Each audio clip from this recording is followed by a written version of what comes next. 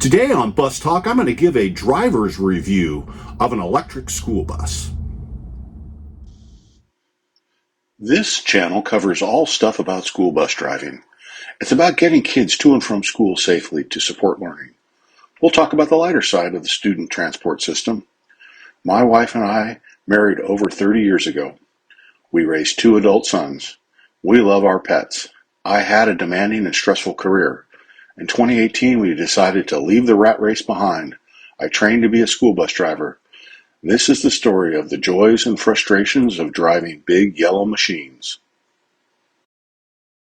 Hi, this is Paul at Bus Talk. Bus Talk, we talk about all types of stuff related to school buses, focusing on getting kids to and from school safely to promote learning.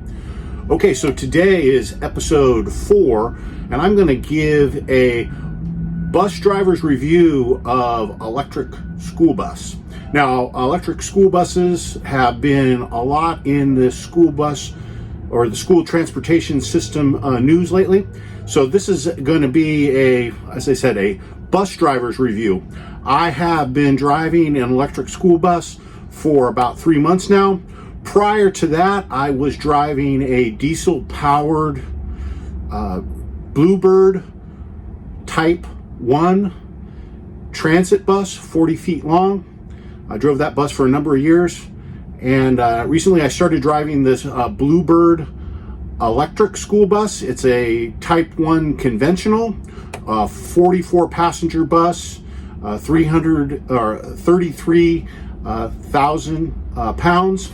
And so I'm going to go down a few of my comments on a bus. First thing is, when you start driving an electric bus, you realize that how you turn the bus on is a little bit different. You have 2 settings or 2 switch settings when you turn on the bus. The first one is initialization complete. That's like a booting up the bus. And then you have vehicle enabled, which is what the key position you have to be in to have the bus in drive.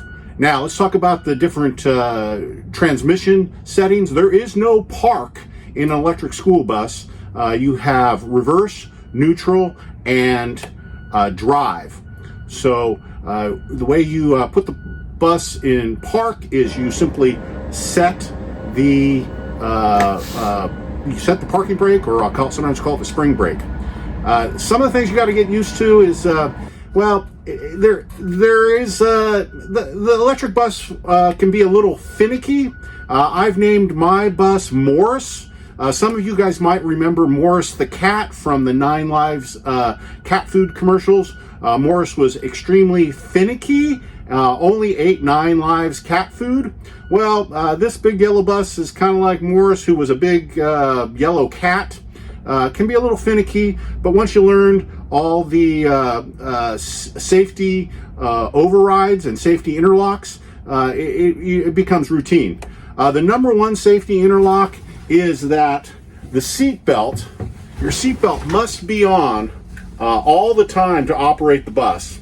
To put it in drive and change it from initialization to enabled, you have to have your seatbelt buckled. The other safety interlock is that when making an escort stop, you put on your ambers, then on your red lights, you stop, you remove the keys from the bus.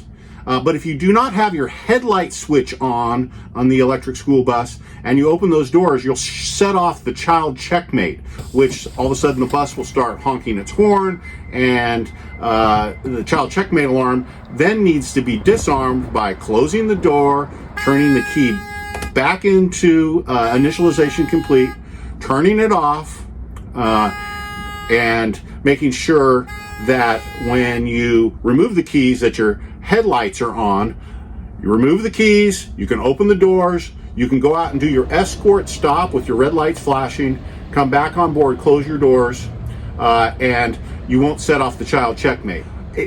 When you get done with your route and you are ready to put your bus back on charge, the child checkmate system must fully disarm. So that means that the internal coach lights that come on after you disarm the child checkmate button, the internal coach lights need to go on before you put it on charge. So that's about 1 minute but once the lights go on the inside of the bus, you can put the charge on. So those are the 3 safety interlock things that you do have to get used to when driving an electric school bus. So the next thing, electric school bus does have a limited range. It's not going to have the range as far as your diesel and your propane school buses. When this bus is fully charged, the instrument gauge says it has about 85 miles of range. I do about 20 miles in the morning on my morning route and about 20 miles in the afternoon. If I have the heat on the bus, it brings it down about 1/3. So the range is limited on a electric school bus. The electric school bus, like I said, is really good around town. Sometimes, though, operating the bus at freeway speeds does tend to bring down the battery and the battery power a little bit quicker. I like to operate the bus. I kind of pretend that there's eggshells on the accelerator or the main accelerator switch, and I bring it up to speed nice and easy, and then I allow it to coast. There is an efficiency meter in the dash, and I use that quite a bit. It does seem to get your best range when you accelerate easy and then allow the bus to coast. One thing that is a big thing about electric school bus, since the transmission, there's no gears in the transmission, it doesn't shift like a normal diesel school bus. You just put it in drive, and then you push down on the accelerator or the switch, and it goes. So that means sometimes when you're on a hill, it will roll backwards. Since there's no regular type transmission with a torque converter, it will roll backwards. I do have one railroad crossing that's on a hill, and as you approach to do your railroad crossing, you stop, you open your doors, you have your foot on the surface brake. Sometimes when you get your foot from the surface brake to the accelerator, the bus will roll backwards a little bit. That is something you have to get used to. Okay, and I also wanted to talk about heat on the bus. The procedure I use for bringing heat on the bus is I get the bus ready in the morning. I shut it down to hit the child checkmate, and then I put it back on its charge, come in and hit the heat button. I then leave it on the heat button for about 10 minutes, come back, take it off charge, then initialize the bus and start the heating system, warming up the interior of the bus. Now, we're in Northern California. We can have freezing mornings here. Typically, we don't get days much colder than about 48 degrees Fahrenheit. That's 9 degrees Celsius approximately. So, we're not in a really sustained cold environment here. But if you were, I could see that the electric school bus might have some issues because the heating system, when the heating system is operating, does seem to draw down the battery power system faster. So how do I like driving an electric school bus? Well, now that I've gotten used to it, I find it a really fun bus to drive. It's got a lot of power. Off the line, there's a fair amount of zip and acceleration. Keep in mind, the electric school bus also has 2 battery systems. It's got a 12-volt battery system that operates the computer and the computer systems, and then it's got the drive batteries, which are large lithium-ion battery systems.